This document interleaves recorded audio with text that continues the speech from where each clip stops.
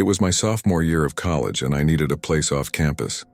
A guy named Alex responded to my ad offering a room in his apartment. The place seemed decent enough, and Alex appeared friendly during our virtual tour. At first, everything seemed normal, but as the days passed, I noticed strange quirks about Alex. He'd linger in my room, asking overly personal questions, and I often heard odd noises coming from his room late at night. One night, unable to sleep because of the eerie whispers from Alex's room, I decided to investigate. Pressing my ear against his door, I heard him muttering to himself. It was unsettling, to say the least. The next day, I confronted Alex about his behavior, asking if he had any sleep disorders. He brushed off my concerns but admitted to sleepwalking occasionally. However, his behavior only grew stranger, and I couldn't shake the feeling that he was hiding something.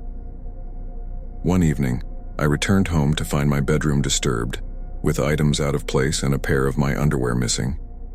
It was unsettling, but I tried to convince myself it was a simple misunderstanding. Determined to regain my sense of security, I installed a lock on my bedroom door while Alex was out. However, that night, he confronted me angrily about it, demanding I remove the lock. Feeling increasingly uneasy, I confided in a neighbor who revealed disturbing information about Alex's past. Terrified, I packed my bags and prepared to leave, but little did I know the worst was yet to come.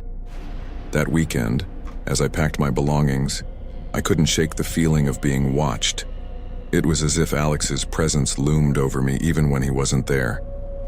Just as I was about to leave, there was a knock at the door. My heart raced as I cautiously approached, fearing it was Alex. To my relief, it was a girl from the neighborhood, Sophie, who had heard about my situation. Sophie warned me about Alex's troubling history with previous tenants, recounting tales of harassment and stalking.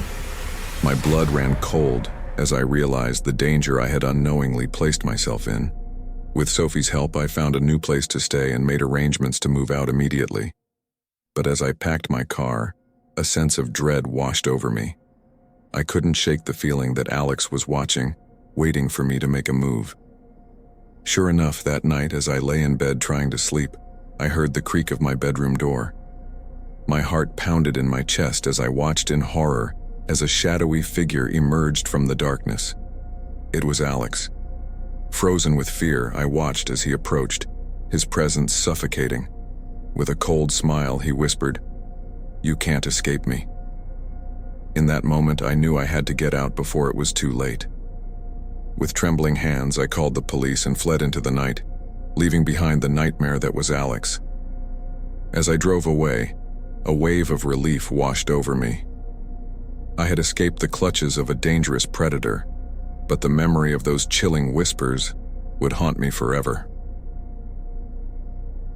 The police arrived swiftly, and I recounted every chilling detail of my encounter with Alex. They assured me they would investigate thoroughly and urged me to stay elsewhere for the night. With nowhere else to go, I checked into a nearby hotel, my mind reeling with fear and uncertainty. How had I fallen into such a dangerous situation? The realization that Alex had been watching my every move sent shivers down my spine. As I lay awake in the dimly lit hotel room, I couldn't shake the feeling of being watched. Every creak of the floorboards, every whisper of the wind outside, felt like a harbinger of Alex's return.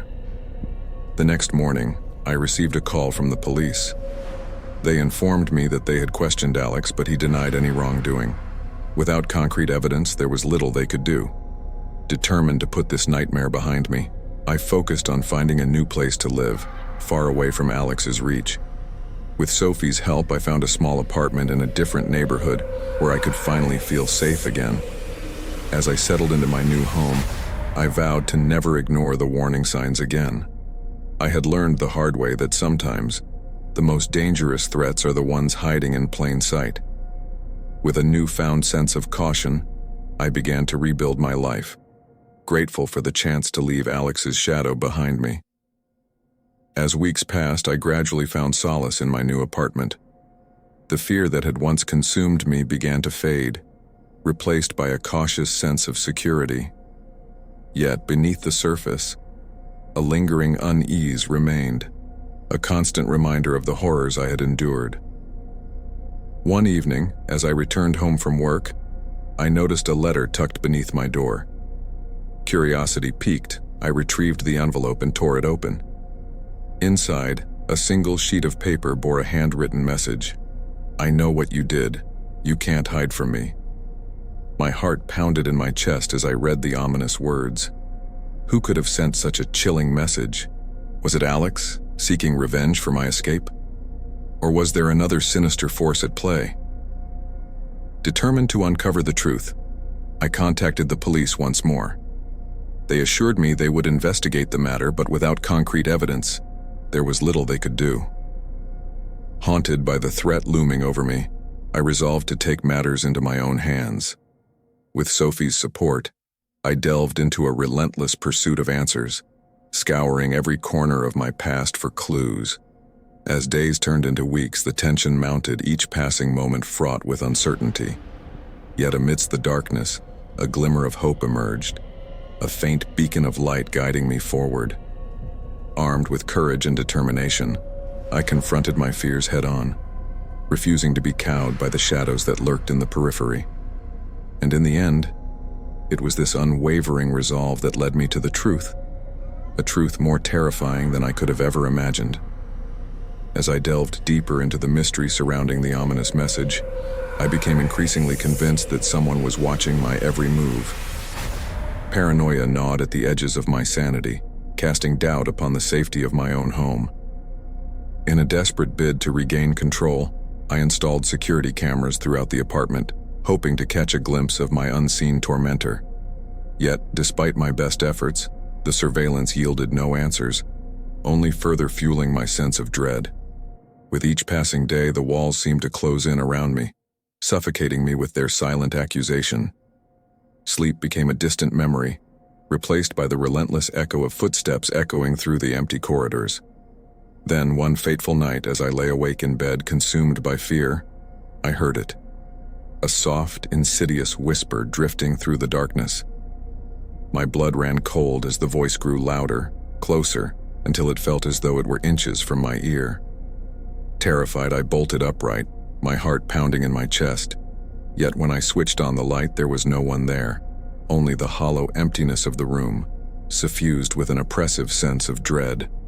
Unable to bear the suffocating weight of my fear any longer, I made a decision: to confront the darkness head-on, to unearth the truth buried beneath the lies and deception.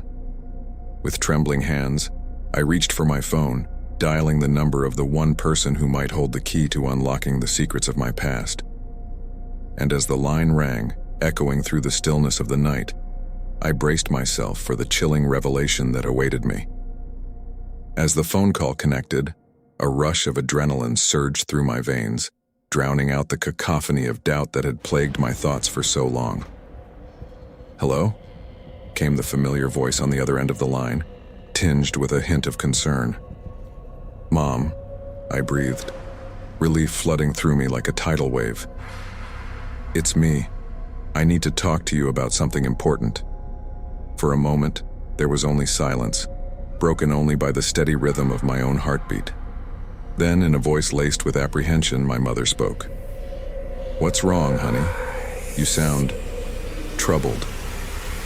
I hesitated, unsure of how to begin, how to put into words the nightmare that had consumed my life in recent weeks.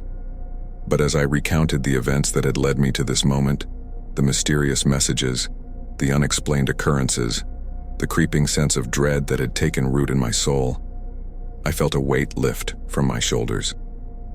To my surprise, my mother listened in rapt attention, her voice a steady anchor in the storm of my fears. And when I finally fell silent, exhausted by the emotional tumult of the confession, she spoke, her words infused with a quiet determination. "I believe you, sweetheart," she said, her voice unwavering. "And I promise you, we'll get through this together." In that moment, as the first rays of dawn began to creep across the horizon, I knew that I was not alone, that no matter what darkness lay ahead, I would face it with the unwavering support of those who loved me. With renewed resolve, I bid my mother good night, the weight of uncertainty slowly lifting from my weary shoulders. And as I settled back into bed, lulled by the gentle embrace of sleep, I knew that whatever the future held, I would face it with courage and conviction, armed with the knowledge that no matter how dark the night, the dawn would always come. And so, as the sun rose on a new day, I embraced the promise of tomorrow, ready to confront whatever challenges lay ahead with an unwavering heart and an unbreakable spirit. Also, in the end, just don't forget, it wasn't just a puppy, so you better click that subscribe button.